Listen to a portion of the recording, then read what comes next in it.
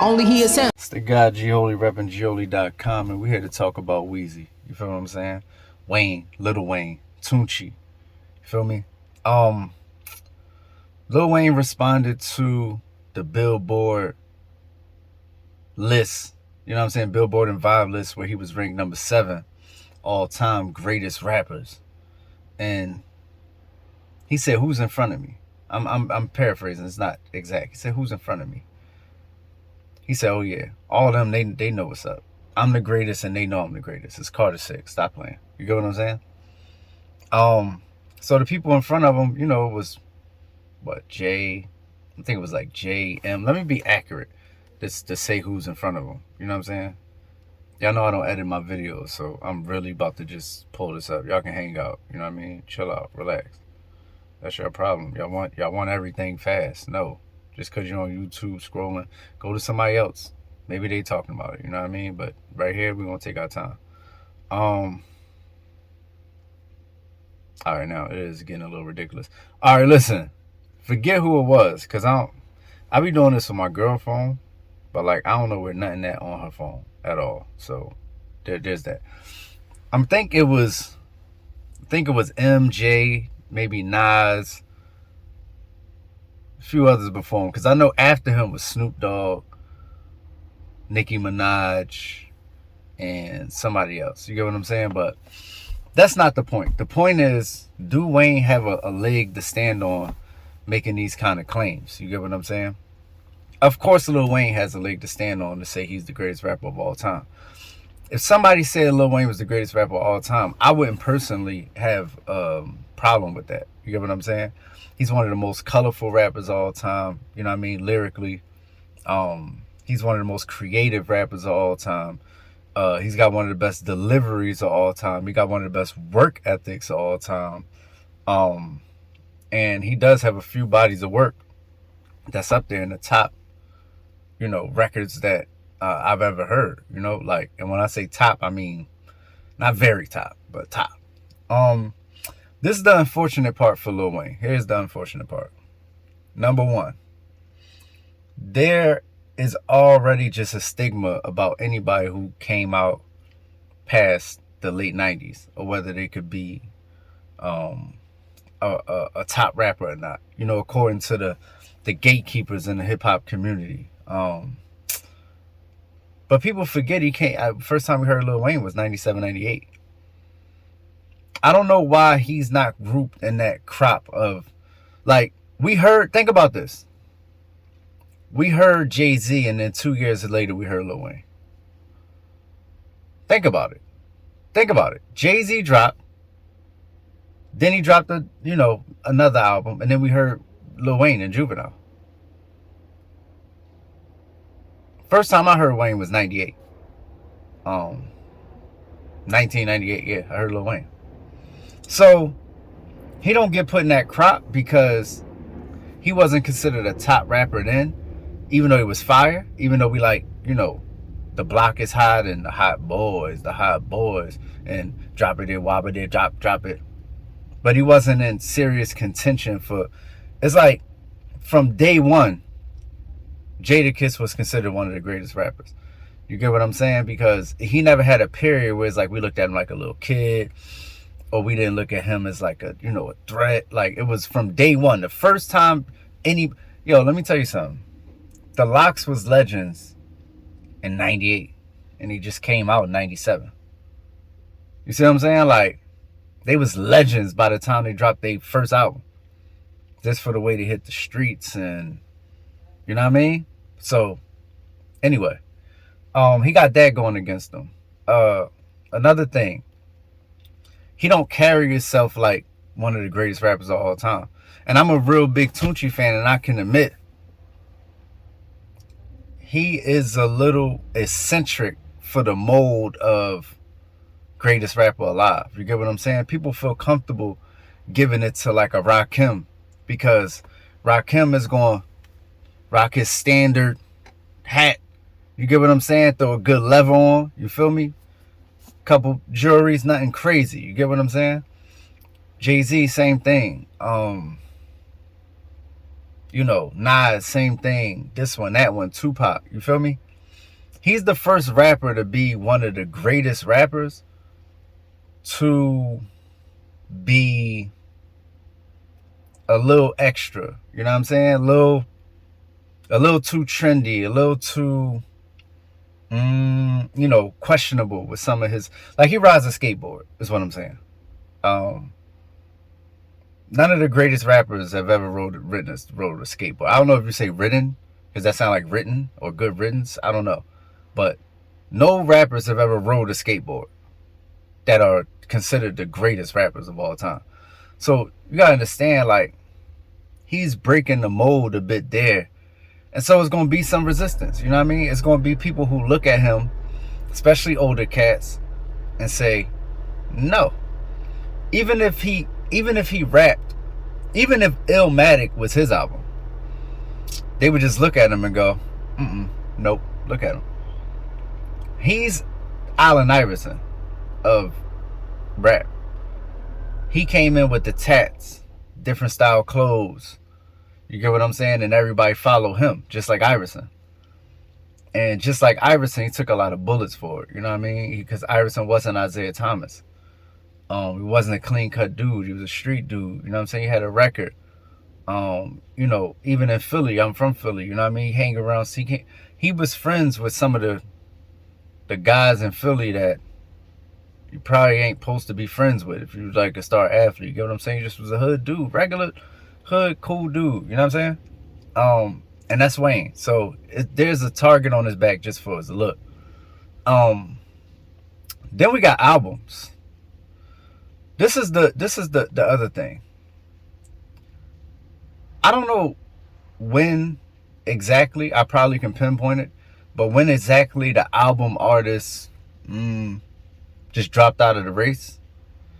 But Wayne was not known to be an album artist at first. Nobody listened to The Block Is Hot and said it's a classic. Maybe his first three. I started paying attention to Wayne as an album artist because I always thought he could rap. But I started paying attention to him as an album artist on 500 Degrees. And 500 Degrees is not the greatest album.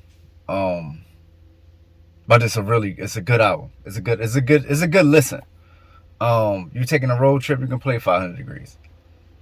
But then Carter 1 came. Carter 1 and Carter 2 are some of the most special albums that I can think of, because those are the two albums I've never said was classic, that I mention were classics, and that I treat like classics. But I've never said it's a classic because it's something missing there. I don't know if it's like thematic. Maybe it's not like, themed around his life. A lot of classic albums is like, they got a solid theme. Like, Quemini is all about the blend of, Andre style with Big Boy style. The Blueprint is all about ascension. I can break this down for you. You know what I'm saying? Illmatic is, it was about being like, street level as far as the perspective. I'm not talking about like being in the streets. I'm talking about literally, you got your feet on the ground and you're looking around, and it was like a POV album. You feel me? Any classic, just name it. I could tell you the theme of it was part of the reason why it's classic. Ready to Die, Get Rich or Die Trying. You feel me? It was something in Carter 1 and 2 that's like, I love the songs, but what's being said? Can an album that's just a bunch of dope raps, that's not a solid art piece? Because when you talk about art, when you talk about, making these artifacts, you're talking about a narrative. It's hard to have art without narrative. Because when you got art in a vacuum, you don't really know how to take it. You feel what I'm saying? Like, the thing about marketing and promotion, you think of it as tactics to like sell an album, but you never sit back and think like, without context to this album, why would I be interested in it? And what lens would I listen to it through? Now you could just go through and just be objective and be like, okay, the songs is dope, I like it, classic album. But a lot of times it don't pan out that way, because think about this. Kendrick Lamar, Good Kid, Mad City was a normal album. This was a regular album with a bunch of songs, let's be real. But he tied it together through the skits and then made a story. Without that, it's not even, that's what I'm saying. Try to imagine Good Kid, Mad City not tied in, woven in through the skits. It's not gonna happen. It would just be a mixtape. It'd be a collection of songs. So I love Carter 1 and Carter 2, but are we selling the idea of Lil Wayne as a kingpin? And you know what, this is like he's cooking up raps and you get what I'm saying? It's really nothing there in that way. So if you're talking about the arts, and those are his best two albums, clearly. Definitely had the album when he was trying to get up. Look, let me mention them all. I'm Not a Human Being 2, fire. Once again, just another collection of songs.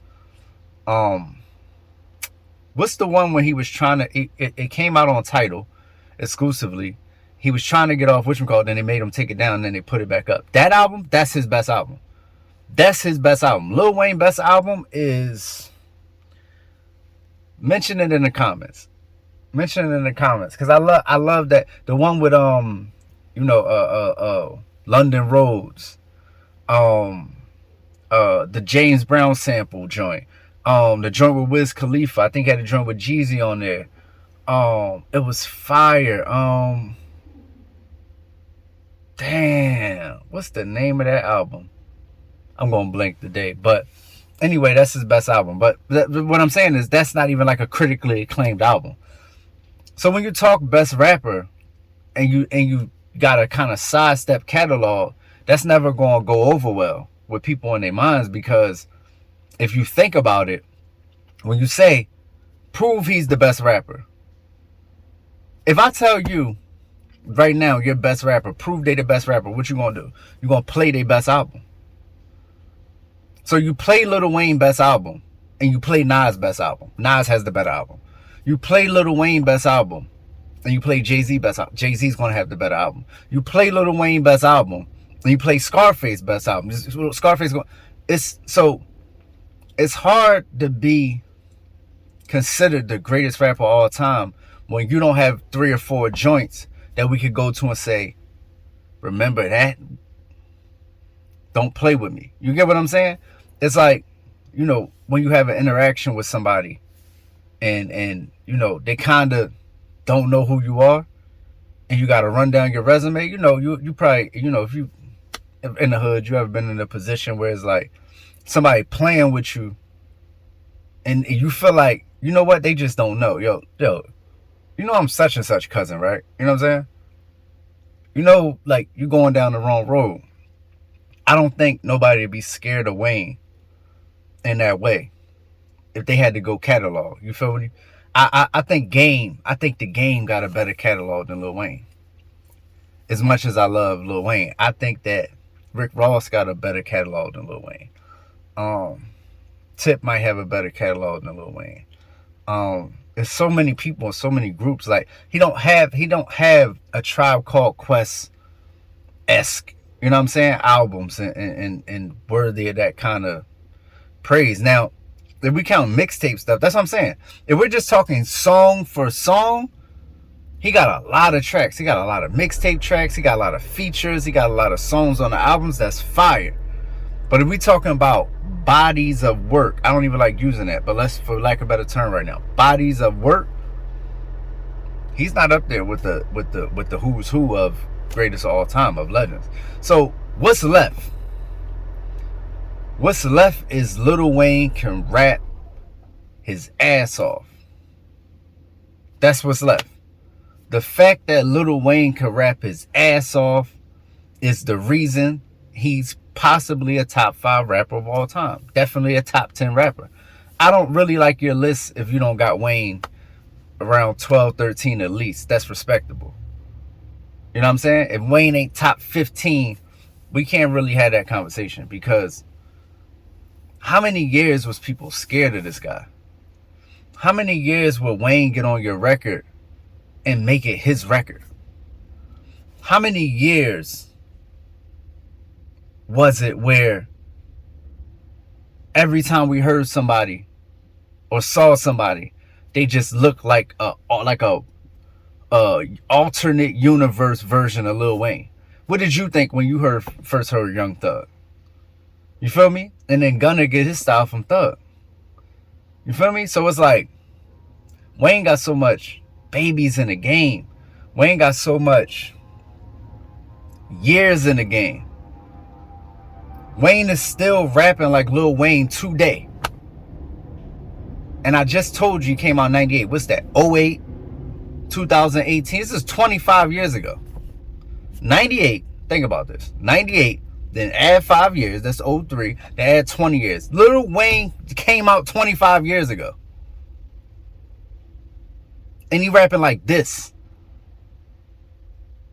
Jay-Z still rapping like this. Nas still rapping like this. We shouldn't be having conversations about people like this. If Lil Wayne want to say he's the greatest rapper of all time, he can. He's rapping like this 25 years later. Feel me? It's the guy G-Holy, repping G-Holy.com. Just shooting the shit about Wayne, you know what I'm saying? Salute the Wheezy. Definitely one of my biggest influences. I know a lot of people probably don't hear a lot of Wayne in my style, but if you go through my catalog and really think about it, you'll be like, I can see the, especially like the mixtape stuff. Like, yeah, I can see the Wayne. You know what I mean? So with that, we going.